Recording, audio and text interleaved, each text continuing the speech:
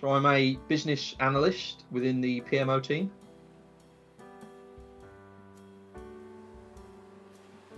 So I've been a direct employee for 5 months now, since May 22. But prior to that, I was part of the Entech SI consultancy team that began working with WMHSM back in September 21, so about a year ago, actually.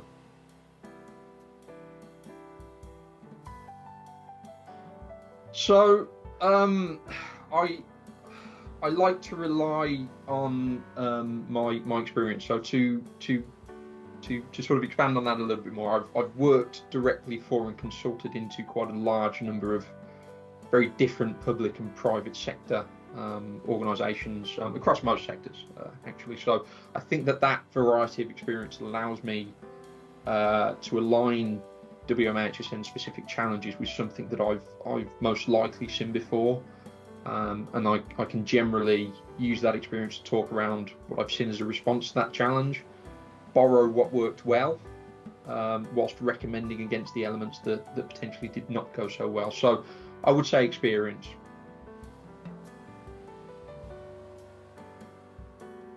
So I guess coming from the consultancy world, you rarely got to see the impact of the work that you would do, as once the problem was you were brought in to manage was solved, there was generally no longer any need for the client to pay the fees.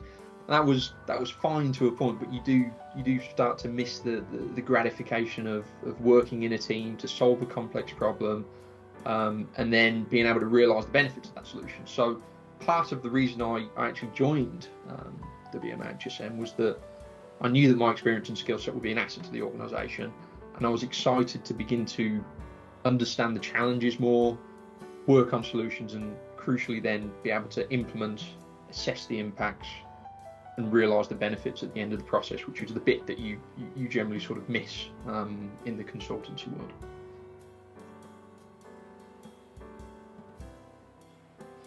I would say the variety of external stakeholders is probably the most challenging aspect.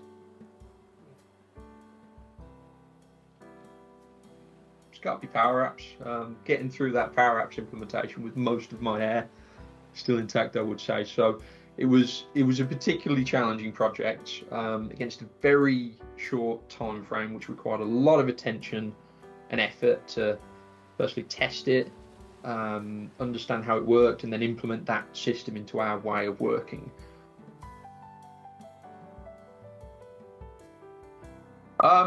So the main benefit is a better level of flexibility to the user in completing their court report. Form.com, the previous system, we wanted to, or the users at the time, because I wasn't about, but the users at the time wanted to make changes to the system to make the lives of users better, and that wasn't possible because it's a Microsoft product. It ships out the box. The difference with Power Apps is we can generally get it to do what we need it to do. We still got to accord with those network level requirements within that, so we can only customize it to an extent, but there is a degree of customization that's been offered, and we can see that with, for example, the stages of review level of assurance within Power Apps, which obviously report authors will complete and move up to the next stage to report that it's ready for that next level of checking. So it's the flexibility around the solution that really brings a good deal of benefit.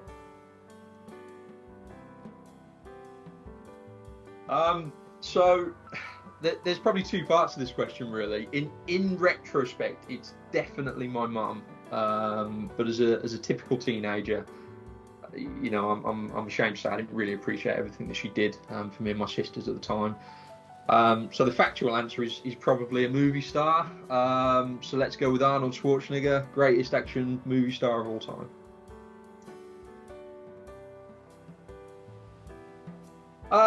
So downtime, there's the very sort of adult grown-up side of me that'll engage in areas of interest: politics, economics, technology, some creative outlets such as woodworking and cooking.